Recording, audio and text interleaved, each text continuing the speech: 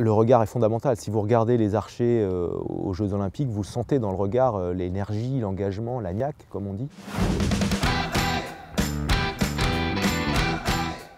C'est très très important d'avoir ce lien avec la cible notamment, presque la volonté, encore une fois, de guider sa flèche au milieu avant qu'elle soit partie. Donc je pense que c'est très très important, l'ancrage du regard, on insiste énormément. Et ça va aussi avec ce qu'on abordait tout à l'heure, c'est-à-dire le comportement, l'attitude.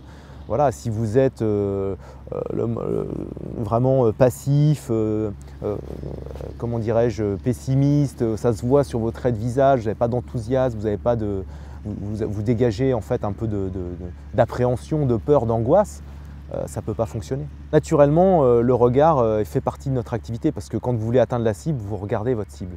Donc après, on parle plus d'intensité, c'est plus dans l'intensité du regard. Il ne s'agit pas seulement de la regarder, mais vraiment presque de guider sa flèche au milieu et d'être comme si la cible n'était pas à 70 mètres, mais que je pouvais la toucher de la main simplement en ayant un lien très très fort avec le regard. Le regard est fondamental.